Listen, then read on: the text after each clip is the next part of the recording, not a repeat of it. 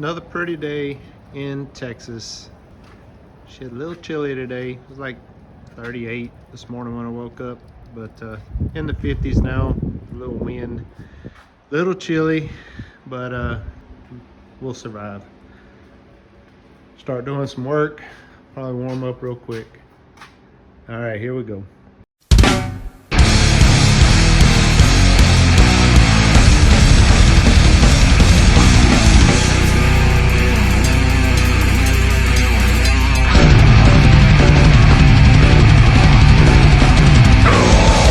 Hello, welcome to Buck Don't Know Shit. If you think the lyrics to I'm on Fire by Bruce Springsteen are weird as hell, you should like and subscribe to my channel. Thank you. All right, more stuff arrived at the wrong address, but it's Taylor. Taylor's her first name, I believe. She contacted me again. Got my leaf springs. These are the big ticket items, ones I was worried about. Because like the shipping on those is $100, which, I mean, you know, they're heavy, makes sense. Got the gas tank. These things came in really quick too, like surprisingly fast. Got some you know, rubber, I guess, bushings. I believe these are for the rear leaf springs. I think that is all of them, but it might be short. I'll have to double check. Okay, so said we got leaf springs, gas tank, got straps. The neighbors have been noisy. Tell them to calm the fuck down. Let's see, got those open. This little box was bushings. I went over that already. And it's Walter again. Strange cat. I got my last tube of vacuum, or spool of vacuum line, 50 foot of it. Got more assortments of rubber grommets and whatnot. There's another rubber bushing. I believe these are for the shocks, and those are for the rear end still. So it's good. I think I've got everything for shocks and rear end springs. Yeah, I think that's it. Get your cat. Oh, that ain't your cat, right? Thought you were Carly. This is what I wanted to check. The springs do look, I mean, they're not identical, obviously, but you know, the sections look to be the same length. The offset there looks the same from front to back. What I'm a little surprised by is there's no sag in the old one, so it's possible that I wasted a bunch of money, but oh well, we got new ones now. All right, so got my piece. I have to make a basically a 1/2 inch step right here.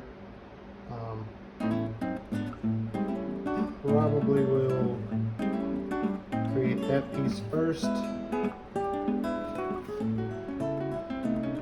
just use some of this scrap metal I have and get it, shape it with my grinder. Get it close enough. Let's see.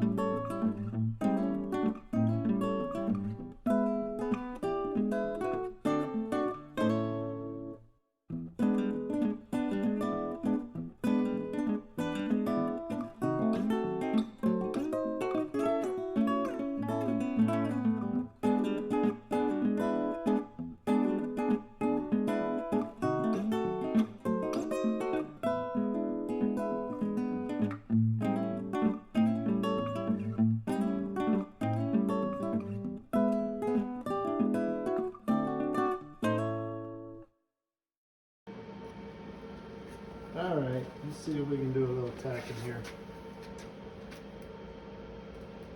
Piece. Hardest part's when you're getting it started. Should be easy after that.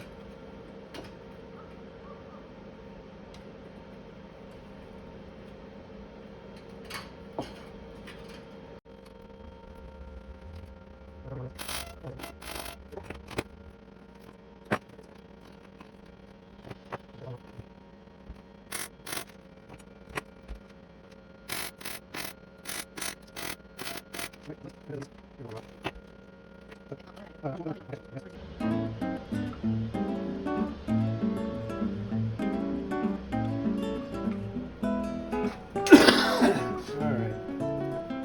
let's see if we can cut this booger. This will be fun.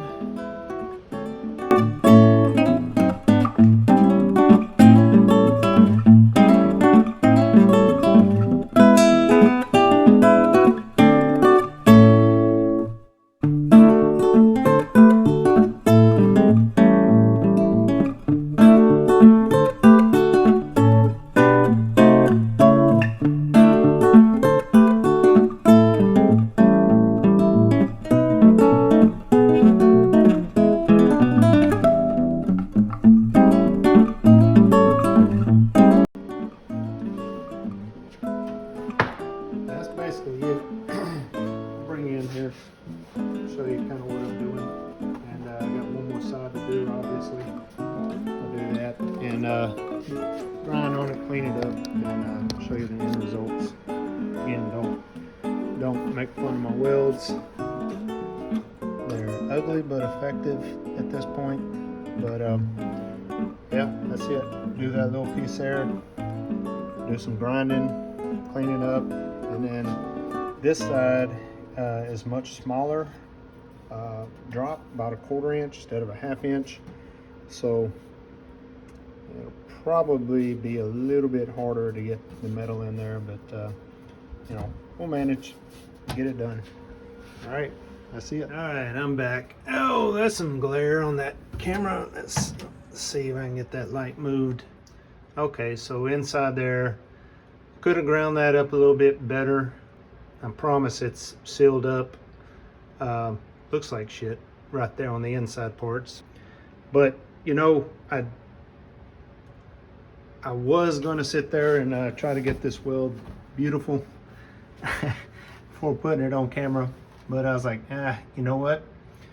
I'm not gonna waste any more time on this. It is sealed up, it is strong, pretty much matches that over there. I do got to put the hole in it, bigger hole, and a hole in this one. I'll do that from underneath. Well, I'll do that one from underneath because it goes through the cross member arm. Yeah, I'm gonna take it back out. A couple little tight spots there where that white mark is, right there, and I gotta do a little bitty trim on the floor pan, the old floor pan. There's a little piece kind of in my way, but other than that, it's matching up, ready to get tacked in. Tacking in place. Think I may do a little bit more along that line right there. I do got to do a little cutting, but it is overlapping a little bit. Yeah, could maybe tack a little more, but my problem is, see, well, you can see it better from that side, there and there. I mean, with both hands I can get them lined up. It's hard to weld with no hands. Hard enough with welding with one hand. I can get a tack with one hand. I'm gonna have to go get a big body clamp, or I know I need some more tools. They got those little clamps you can put in there and, you know, close up gaps like that. So I'm gonna kind of maybe tack a little bit more on this, but I may just, you know, call this good for now and come back when I have better tools tomorrow morning and go ahead and move on to this one back here. Actually, and on this piece, on this one, it was overlapped right here and spot welded, so it should be fairly easy. I'll overlap it there, roll it up there, and you know, trim it out slightly bigger than that hole. I'll get below it with my poster board and get below it and mark it with a marker once it's poster board's taped in place. And yeah, I don't think it's going to be too bad. I'm going to go ahead and kind of vacuum up back here a little better, and maybe run the grinder across it, the edges, and get it a little cleaned up here. All right, I got my pattern drawn out from under the car, cut out. I got about a 1/4 inch, left about a 1/4 inch around all the edges, and plan on doing a cutting butt, like I said, in most places. Now down in, I believe maybe it's this side.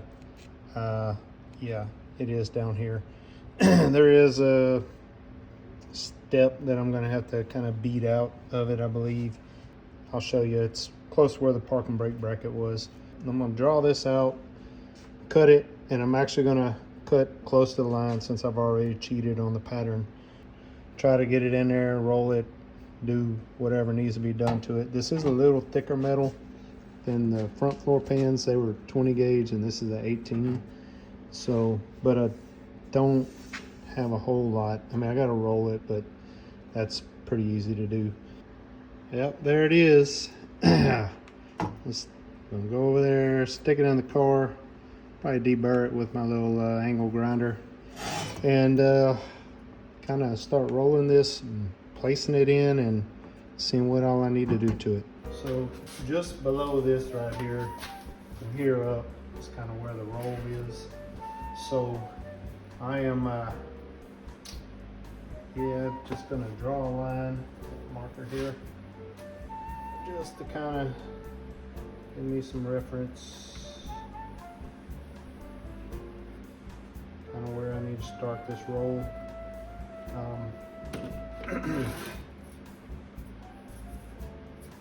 Wish I had something round to beat on, but I don't. So, the handle, get my dead blow hammer, and just kind of start bending it over a little bit at a time.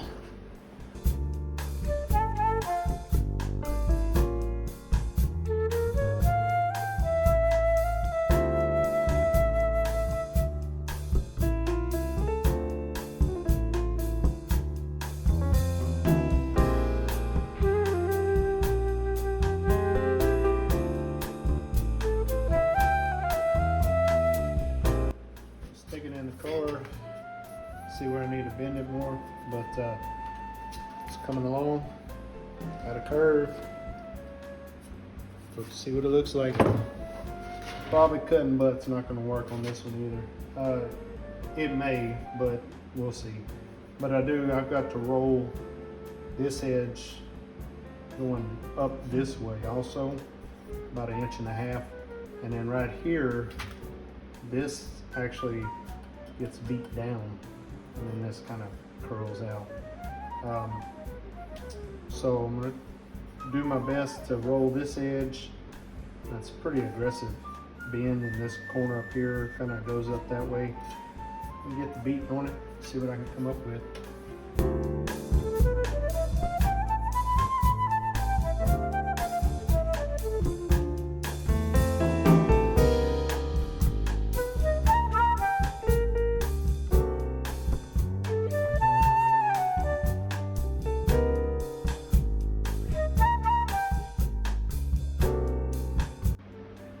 Dog shit.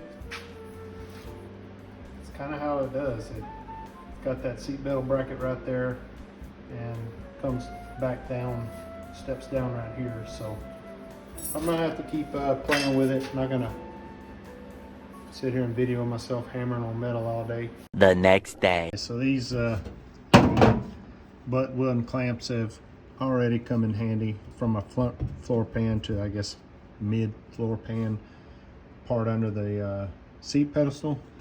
I had a lot of bows in this front floor pan, I guess from the heat, and it just wasn't very straight when I got it, but probably from all these bead rolls and whatnot, just not a good flat piece of steel. I did cut a relief groove out right here. This was the biggest belly. There just wasn't any way to draw it back up even with the rest of the floor. So I've cut a relief groove, and you can see it pretty much close itself back up, even with that eighth inch, you know, width disc grinding, cutting it out. With that, I was able to get these nice and flat. Everything's pretty level and flat, and a little bit of persuasion with the hammer, you know, to kind of smooth up some areas, get the metal bent where they're level. And yeah, it's looking like it's ready to tack. Yeah, this much better than it was. That's why I stopped yesterday, because I just didn't have the tools. There was no way to push it up and tack it. It would have been in a bind anyway doing it like that.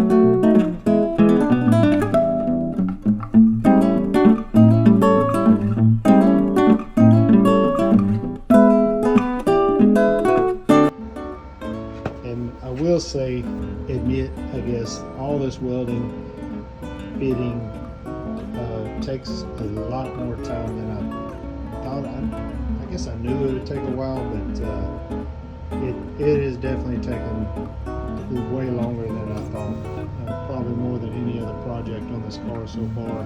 This is all very time consuming. Lots of, you know, you get it close, pull it out, trim it, come back, and then you start welding. And then, I mean, you see I'm not even close to being finished welding and grinding and welding and grinding. Yeah, there's a lot of work to do with this. I do still enjoy it. This so far has been my favorite part. I'm not the biggest fan of turning wrenches. So far, this is more up my alley. Not very good at it yet, but I'm learning, getting better as I go.